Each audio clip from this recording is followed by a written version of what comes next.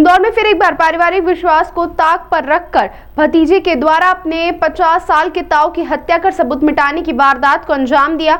मामले में पुलिस ने 19 साल के मादक पदार्थ की नशे करने वाले भतीजे को गिरफ्तार कर लिया है। चंद्रनगर थाना प्रभारी तिलक करोड़े के मुताबिक राजनगर निवासी कमल पिता राजेश कुमावत, जो व्यक्ति जिसकी हत्या हुई थी, उन्हीं के घर के कमरे में हुई थी उनकी हत्या। मौके पर चाकू और अलमारी में बिखरा हुआ सामान पाया गया।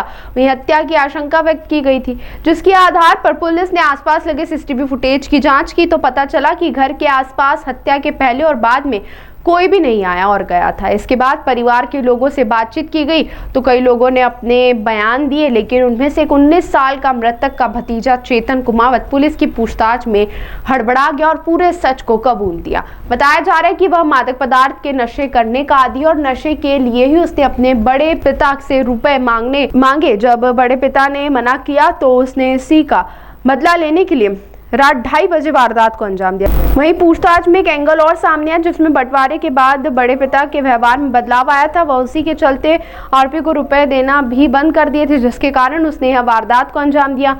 वहीं किचन का चाकू ले जाकर हत्या की वारदात को अंजाम दिया और खून से सने हुए कपड़ों को पीछे नाली में फेंक दिया। मामले में पुलिस ने सारे सबूत एकत्रित कर लिए और आरोपी को भी गिरफ्तार कर लिया। बताया जा रहा है कि वह हत्या के बाद में नौकरी पर गया था, लेकिन उसे भी चोट आई। इस कारण से उसके मालिक ने उसे घर पहुंचा दिया था और इसी के बाद पुलिस को आरोपी पर आशंका हुई थी। इसके बाद पूरे हत्याकांड का खुलासा हुआ। कल थाना चंद्रनगर क्षेत्र अंतर्गत राजनगर में पुलिस को एक सूचना प्राप्त हुई थी कि एक कमल पिता रमेश कुमार उम्र 55 साल निवासी राजनगर 229 डी की हत्या की गई है, जिसका शव जिला अस्पताल में रखा गया। पुलिस के द्वारा मार्ग कायम कर तुरंत जांच में लिया गया और वरिष्ठ अधिकारियों तथा एफएसएल अधिकारी फिंगरप्रिंट डॉग स्क्वाड को मौके पर बुलाया गया। तकनीकी साक्ष्य और भौतिक साक्ष्यों के आधार पर जांच पड़ताल की गई, जिसमें मृतक का भतीजा चेतन को हिरासत में लिया गया और उसके द्वारा जुर्म स्वीकार कर यह बताया गया कि कुछ समय पहले